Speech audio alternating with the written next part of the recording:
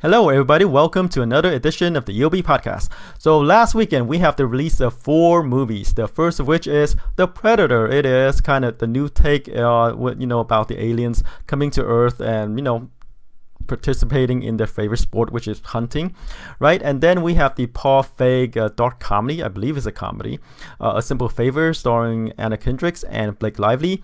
And then the Matthew McConaughey star White Boy Rick, about a teenager who, became the local drug dealer, and then finally, the law catches up with him. And then finally, we have Unbroken Path to Redemption, which is kind of a new take on, the book that Angelina Jolie took on. She made a movie about the same subject matter a couple years ago, which is titled Unbroken. And they, this movie and her movie draw from the same book, the source material. And we see how those movies did at the box office. All right, so let's jump right in. Coming in at number 1 is The Predator. It pulled in an estimated $24 million in its opening weekend. Let's see, the movie I said could open probably to about $20 million because I said, people might be nostalgic for, The Predator because, it has been a couple of years, but then again, the Predator franchise wasn't, like a huge moneymaker at the box office. I think the best of which was that other movie, that Predator movie with the Alien vs. Predator. Yeah, Alien vs. Predator, which grossed $80 million at the domestic box office. That was the best grossing Predator movie at the box office. Now we have this new one. This new one opened to about $20 million. And in the grand scheme of things, it kind of open lower, kind of like a second largest opening, just below Alien vs. Predator. We'll see how this movie will do box office wise when it's all said and done compared to Alien vs. Predator.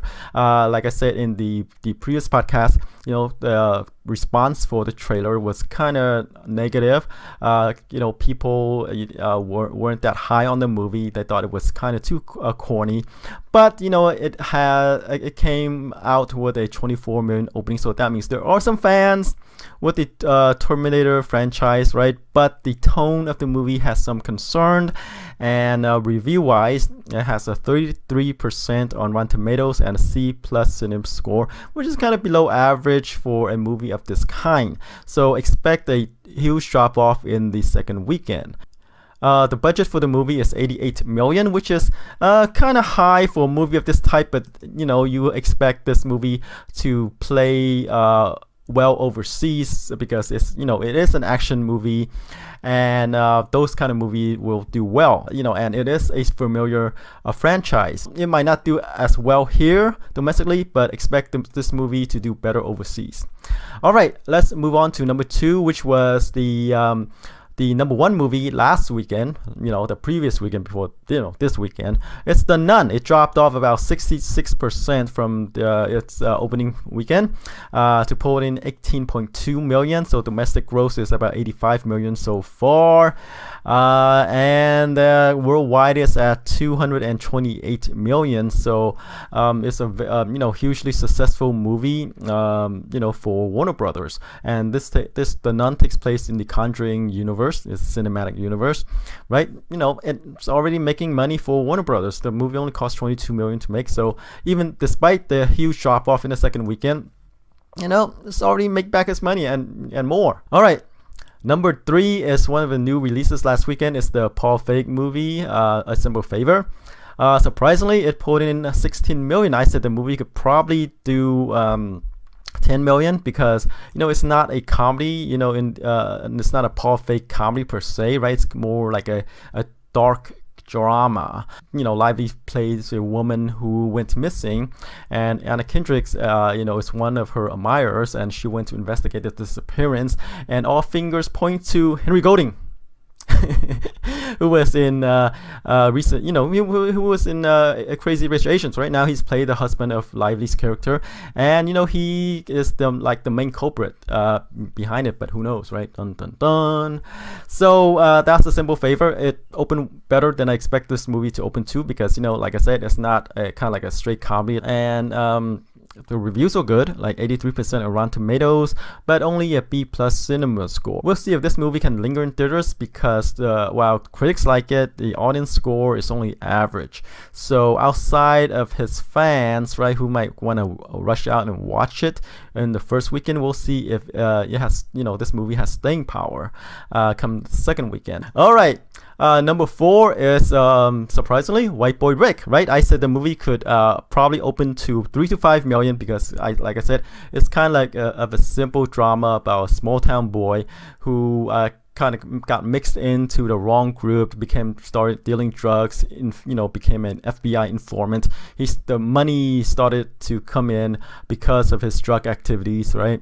And then all these things finally come crashing down because the law finally catches up to him, right? So that's White Boy Rick. Matthew McConaughey stars as the father of the lead character, right? It opened to 8.8 million, way better than my 3 to 5 million opening for this movie. It overperformed. Again, like I say, we'll see if it has staying power. I mean, judging by the opening, it looks like it will have some staying power, but we will see, right? The budget for this movie is 28 million, which is kind of high for a movie, a drama like this. All right, number 5 is Crazy Rich Asians. It pulled in 8.7 million in its 5th weekend. Drop off is about 34%. 149 million so far. Like I said, it'll definitely cross the 150 million barrier. Where it'll finally land, we don't know. It could do 170 when it's all said and done. Don't know, right?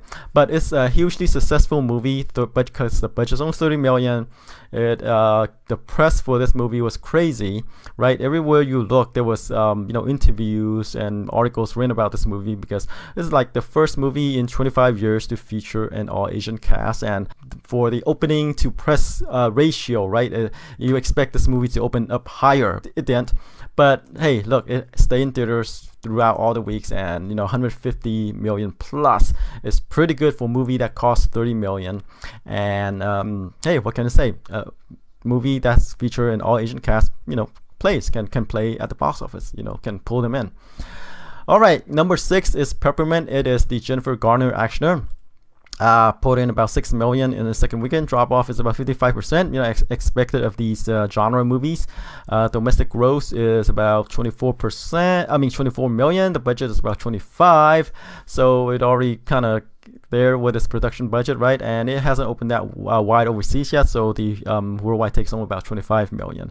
So I expect this movie to probably close out maybe about 35 million. When it's all said and done, or maybe a bit more, but we'll see, right? All right, number 7 is The Meg. The Meg, a shark movie starring Jason Statham. It pulled in about 3.8 million in its 6th weekend. Drop off is relatively low, 38%. 137 million so far domestically, and worldwide it is at 505 million. Budget for this movie is 130 million. Like I said, who in their right mind would invest that much money in a shark movie starring Jason Statham? Apparently someone knows something that I don't. So Jason Statham, shark movies, it works. And let's go to number 8, which is Searching, a kind of thriller starring John Cho. Put in about 3.2 million over the weekend. Drop off is 30% from the previous weekend, and domestic gross so far is about 19 million, and worldwide it's playing better overseas, 26 million overseas for a worldwide take of 45 million, and the budget is probably around 5 to 10 million. I don't think this movie costs that much. All right, number 9 is Unbroken Path to Redemption. It is released by Pureflix. I said in the previous podcast that Pureflix kind of focus on movies, faith-based films, and and this is kind of like a faith-based take on the movie that Angelina directed, a couple of years ago, about Louis Zamperini. He got captured by the Japanese, tortured, came back, and tried to recovered, right, from his PTSD, whatever. So it has a cinema score, which is pretty good, right? And a 29% tomato meter rating, because critics doesn't like it, but audience, I guess the faithful liked it. I said the movie could probably pull in 1 to 3 million, and it pulled in about in the middle, 2.4 million in its opening frame. So I guess I was kind of right on with this movie. Yeah, and I did pretty well for last week's movie, as well, because The Predator opened to 24 million. I say 20 million opening, so just like about 4 million off. A Simple Favor, I was kind of wrong there, because I thought since it's not a comedy, I thought the Paul Feig's fans might not turn out for this, but they did, and I'm kind of only about 6 million off there. White Boy Rick really surprises, 8.8 million opening. And I said it could probably open to 3 to 5, so about 3 million off. All in all, I was kind of there for last week's projections. So yeah, pretty good week, I guess. All right, so that's it for the openings. Let's move on to the new releases. We're going to have 3 this weekend. We're going to have the new Michael Moore documentary, Fahrenheit 11/9. And then we have the Amazon Studio release, Life Itself. And finally, we have the Jack Black fantasy movie, The House with a Clock in Its Walls, which is based on a book. All right, let's start off with Fahrenheit 11/9, the new Michael Moore documentary. Remember, Michael Moore made a movie titled Fahrenheit 9/11 back in 2004, which is his best opening, best performing documentary. It opened to 23 million, and then it went on to make 119 million domestically. And I'm sure this title, his new documentary, is chosen kind of because of that, right? Fahrenheit 9/11 is about terrorism abroad. This one is kind of like terrorism domestically here, caused by Donald Trump and his policies, right? I guess Michael Moore trying to make the case that Donald Trump is making a mess out of everything here, and that's kind of like a domestic terrorism, right? And what we should do about it. So that's his thesis for this movie, Fahrenheit 11/9. Will it become like one of Moore's higher grossers, right? We don't know, right? But in this very political climate, right, this movie is made for the left. I'm sure people on the right are not going to watch this movie. They have Fox News. And right now, reviews are pretty good for Fahrenheit 11/9, 92% at Rotten Tomatoes. The numbers could drop as more reviews comes in.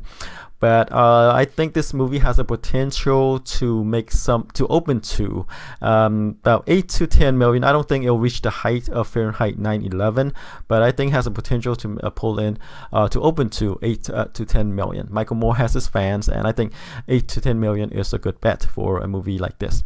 All right, let's move on to Life Itself by Amazon Studios. As you know, Amazon Studios is trying to break the monopoly of movie theaters. They're trying to do date and date with their movies, right? To release it online. It's about freedom for them, right? They want the movies to show in their platform at the same time, their streaming platform at the same time as movie theaters. And movie theaters obviously want to protect their turf. They wanted to protect the openings, their margins, right? Their thinking is, if people can watch it online, why would they go to the theaters and buy concessions and what have you, right? They'll lose money right there. So movie theaters are very resistant. It's a life and death struggle between them. Amazon is making their own movies, right, trying to break the stranglehold. They can release it on the streaming platform, and they can release it in theaters, but movie theaters draw a line in the sand, saying, hey, if you release it on your streaming platform first, we're not gonna show your stuff on our screen. And I don't know if Life Itself is the release in on Amazon's streaming platform first or not, but given that it is showing in theaters right now, I'm sure they make concessions to the movie the theater owners. All right, so About this movie, starring Oscar Isaac, Olivia Wilde, and Annette Bening's in this one. Directed by Dan Fogelman, his second movie. He did 2015 Stanley Collins.